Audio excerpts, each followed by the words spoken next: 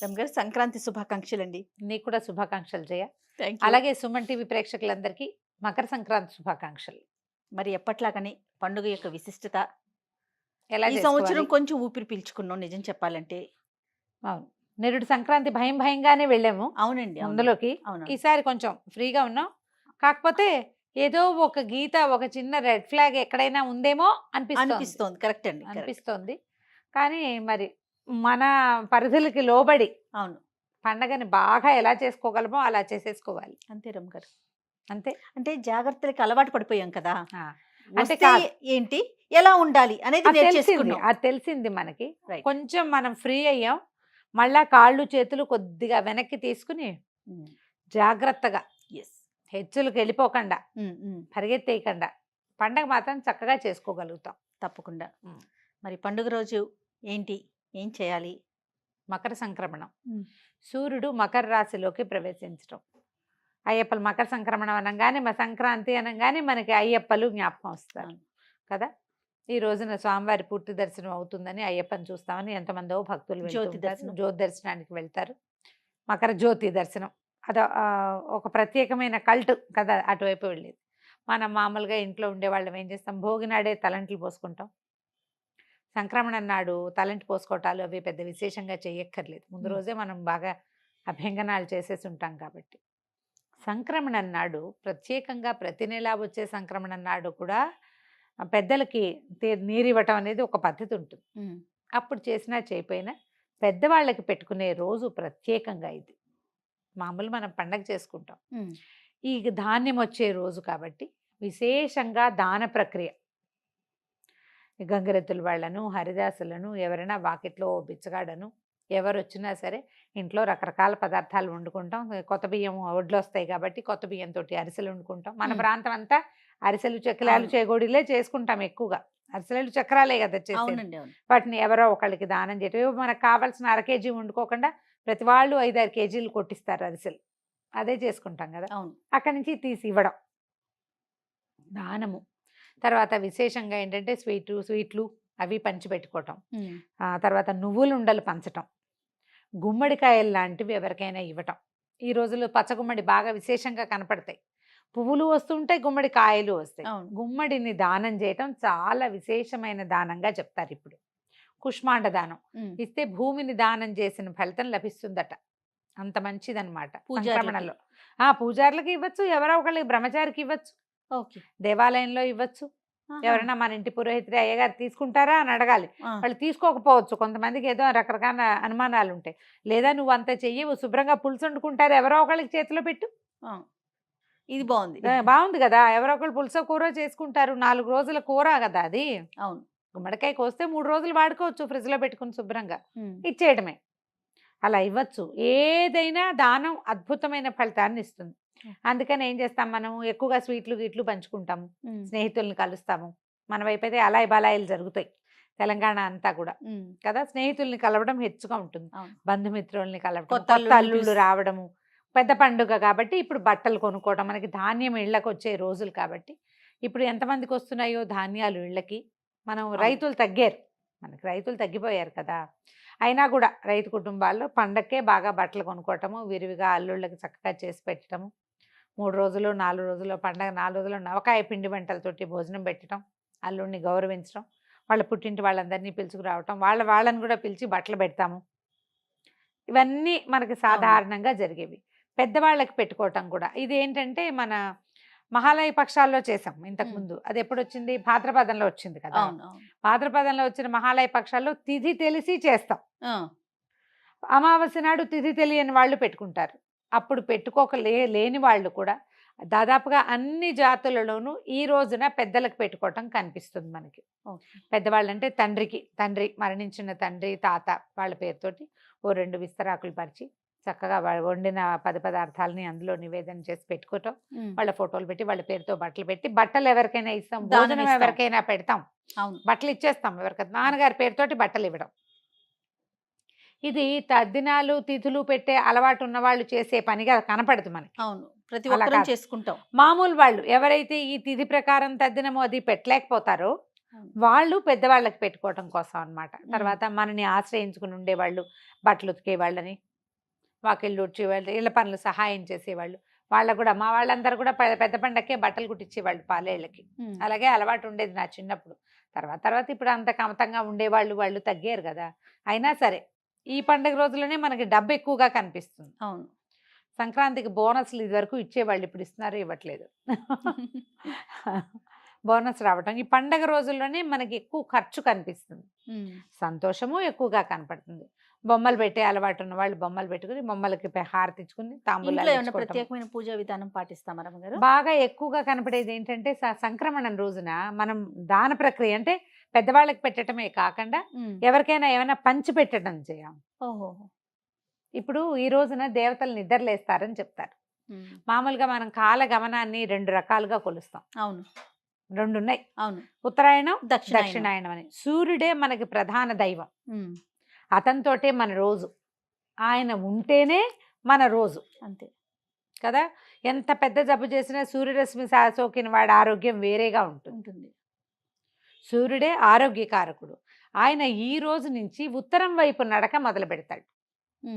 ఈ నడక ఉత్తరం అంటే పూర్తిగా ఉత్తరం మీదగా వెళ్ళిపోడు, ఉత్తరం వైపుకి వాలి ఉదయించడం మొదలు పెడతాడు. మన మామూలుగా మనం ఒక సంవత్సరము దేవతలకి ఒక రోజు అని చెప్తారు. ఈ ఒక రోజు అంటే అందులో పగలు రాత్రి ఉండాలిగా. ఒక రోజులో వాళ్ళ పగలు ఏది? ఈ ఉత్తరాయణ కాలం. ఈ మకర సంక్రమణం రోజున ఉత్తరాయణం ప్రారంభం అవుతుంది. ఇక్కడి నుంచి మళ్ళీ ఆషాఢ మాసం ఇంచుమించుగా అప్పటిదాకా ఉత్తరాయణమే నడుస్తుంది. ఆ తర్వాత వచ్చేది దక్షిణాయనం. అప్పుడు ఏం చేస్తాం మనం? మనకి ఎన్ని పూజలు వస్తాయి అప్పుడు. అవును.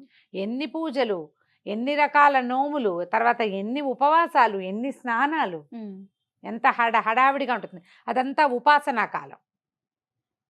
ఇది ఇప్పుడు దేవతలు సంతృప్తి పడే కాలం అన్నమాట. వాళ్ళు నిద్ర లేచి చూస్తారు మనని, నువ్వు ఎట్లాంటి పూజా విధానం చేస్తున్నావు, ఎలాంటి దాన ప్రక్రియ చేస్తున్నావు, నువ్వు ఎట్లా సూర్యారాధన చేస్తున్నావు. దీని తర్వాత వచ్చేది పుష్యం, తర్వాత వచ్చేది మాఘమే కదా. అవును.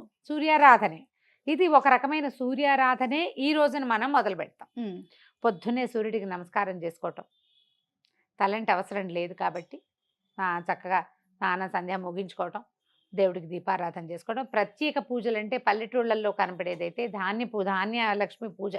పెద్దగా పూజగా ఏం చేయరు. ధాన్యపు కంకులు ఇలా ఏం చేస్తారు, వాటిని కట్టేసి వేలాడేస్తారు. పక్షులు హాయిగా తినడం కోసం ధాన్యపు కంకుల్ని పక్షులకు ఆహారం చేస్తాము. తర్వాత ఏమో పశువులకి చక్క గారెలు అవి వండి పశువులకు కూడా పెడతారు. ఒక్కొక్క ఊళ్ళో ఒక్కొక్క ఆచారం కనిపిస్తుంది, ప్రాంతాల వారీగా మారుతుంది కదా. ఇప్పుడు పాలు పొంగించే ఆచారము అది మన ఆంధ్ర ప్రాంతాల్లో కంటే, అంటే ఆంధ్ర తెలంగాణ ప్రాంతాల్లో కంటే కూడా కొంచెం తమిళనాడు బార్డర్స్లో అక్కడ కనపడుతుంది. తమిళియన్స్ చేసుకుంటారు కాబట్టి పాలు పొంగించి చెరుగడతో కలపటాలు అవి మనం చెయ్యం, పెద్దగా మనం చెయ్యం. ఒకవేళ అలాంటిది ఏదైనా ఉంటాయి. దీంట్లో మనం ప్రధానంగా గుర్తుపెట్టుకోవాల్సింది ఏంటంటే పండుగలు విధానాలు మన ఇళ్లల్లోవి, మన ఊళ్ళల్లోవి, మన ఇంట్లో ఏం చేస్తారో అది, మన పెద్దలు ఏం చేస్తారో మనం చేయటం. మనం అమెరికాలో ఉన్నాం, ఆస్ట్రేలియాలో ఉన్నాం, ఆఫ్రికాలో ఉన్నాం పోనీ, కానీ అక్కడ మన పండగ వాళ్ళు చేయరే. అవును.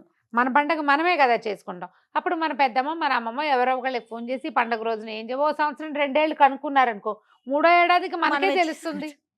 అంతే కదా. సోషల్ మీడియాలో ఫాలో అయ్యి వాళ్ళు ఎవరో చేసే విధానాలు మాత్రం ఫాలో అవ్వద్దు. మనం సంస్కృతిని సాంప్రదాయాన్ని ముందుకు తీసుకెళ్లాలంటే ముందు వెనక్కి చూడాలి ఒకసారి. ఎప్పుడు కూడా వెనకాల ఏది ఉందో చూసుకుని దాన్ని ముందుకు తీసుకెళ్తే ఎందుకు పెట్టారో కొన్ని మనకు అర్థం కూడా. గోల్డ్ ఈజ్ గోల్డ్ కదా రమ్మగారు. కొన్ని విధానాలు ఈ విధానం ఎందుకు వచ్చింది అంటే దానికి పెద్ద సమాధానం ఉండదు. మన ముందు తరాల వాళ్ళు కూడా చెప్పలేకపోతారు. ఇదే మన అలవాటు, మన పద్ధతి. వాళ్ళు చేశారు, మనం కొనసాగించటమే.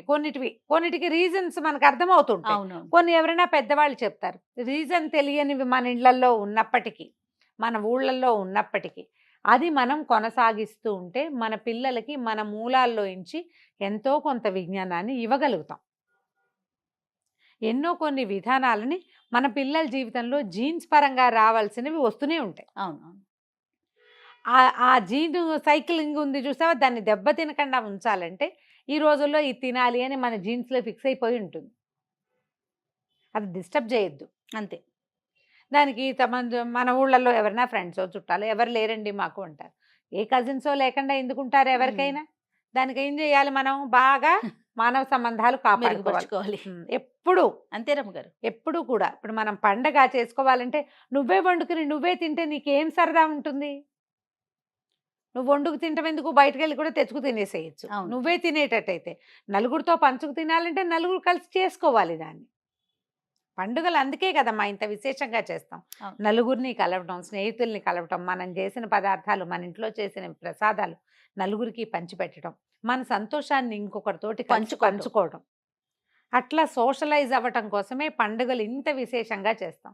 ఇప్పుడు చూడు, ఇప్పుడు హైదరాబాద్ నుంచి బందరు, బెజవాడ, నర్సీపట్నం వైపు వెళ్ళిపోయే బస్సులు ఎట్లా విపరీతంగా వెళ్తాయో. స్పెషల్ బస్సులు వేసినా వేల కూడా కొద్దీ. చాలదు. అయినా సరే చాలదు, మనం అసలు రోడ్డు మీదకి వెళ్తే అక్కడికి చేరలేము, ఇంటికి రాలేము, ఆ పరిస్థితుల్లో చిక్కుంటాం. అందరూ ఊళ్ళకి పరిగెత్తాలనుకుంటారు, కోడి పందాలు వేస్తారు, ఇవో రకరకాల సరదాలకు చేసేవి. క్రమంగా అవి పెద్ద పెద్ద పందాలుగా పరిణమిస్తాయి అనుకో, అది వేరే కదా.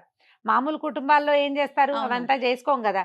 చక్కగా ఏదో పప్పులు వండుకుంటాం, మంచివి 4 రకాలు, అందరం కలిసి నలుగురం కూర్చుంటాం. కలిసి ఒక చోట కూర్చుని కబుర్లు చెప్పుకుంటాం, వాకిళ్ళకి బంతి పూలు కడతాం, మామిడి మండలు కట్టుకుంటాం, వాకిళ్ళల్లో చక్కగా ముగ్గులు వేసుకుంటాం, గొబ్బిళ్ళు అవి పెట్టుకుంటాం. చుట్టుపక్కల దేవాలయాల్లో ఎక్కడైనా గోదా కళ్యాణాలు అవి జరుగుతుంటే అవన్నీ వింటాం. చూస్తాం, నమస్కారం చేసుకుంటాం. మన ఊళ్ళల్లో చేసే పండుగలు, మన పద్ధతి, మన విధానం, దాంతో ఏమవుతుంది, మన గుండెని అట్లా ఒకసారి తట్టి మనం ఇక్కడే ఉన్నామని ఒక సంతోషం, అంతే. అది సంవత్సరం అంతా వస్తుంది. మళ్ళీ సంవత్సరం మధ్యలో ఏ రకాల ఇబ్బందులున్నా ఈ వెనకాలన్న సందడిని తలుచుకుంటూ ఉంటే భయం లేకుండా ఉంటాం మనం. మన వెనకాల ఉన్న గుంపు గుర్తొస్తా ఉంటుంది. మోరల్ సపోర్ట్ ఉంటుంది. అందుకని ఎప్పుడు కూడా పండుగలు ఒంటరిగా చేసుకోవద్దు. 2-3 కుటుంబాలు కలిసి ఒక చోట చేసుకుంటే పాత పద్ధతిలో అందరూ ఒకే చోట పండగ. రైట్. మీ ఇంట్లో దీపం పెట్టుకోవడం, వాళ్ళ ఇంటికి వెళ్ళిపోవడం, చక్కెర పొంగల్ చేసుకోవటం, అరిసెలు చేసుకుంటాము. మా ఇంట్లో సంక్రాంతి పండుగ అంటే ఖచ్చితంగా చక్కెర పొంగల్ చేస్తారు. పైగా ఈ గోదా కళ్యాణం చదువుకుంటాం ఘట్టం. అవును. ఇంట్లో కళ్యాణం చేసే అలవాటు ఏం లేదు మా ఇంట్లో. ఆఖరి పాసురం చదువుకుని భోగినాడు చదువుతారు. పాసురం ఒకవేళ 28, 29 రోజులకి అయిపోయింది అనుకో, అప్పుడు 30వ పాసురం పండుగ నాడు చదువుకుని ఆ పూట చక్కగా చక్కెర పొంగల్ చేసి పెడతారు, గారెలు అవి చేసుకుంటారు. ఎవరెవరి విధానాన్ని బట్టి వాళ్ళు. పండుగలు మనం ప్రధానంగా ప్రజలందరితోటి మమేకం అవ్వడం కోసమే వచ్చాయి. ఆ విధంగా సంక్రాంతి పండుగని ముందుకు తీసుకెళ్ళండి. ఎవరు చక్కగా కైట్లు వేసి ఎగరేసే అలవాటు ఉన్న వాళ్ళు కొన్ని ప్రాంతాల్లో వేస్తారు కదా, అవునవును. చక్కగా గాలిపటాలు ఎగరేసుకోవటం, పెద్దవాళ్ళకి నమస్కారం చేసి రావటం, అన్ని స్నేహితుల్ని కలవటం, ఇలా ఈ పద్ధతిలో పండుగని ముందుకు తీసుకెళ్ళండి. తప్పకుండా రమ్మగారు. మరొకసారి సంక్రాంతి పండుగ శుభాకాంక్షలు.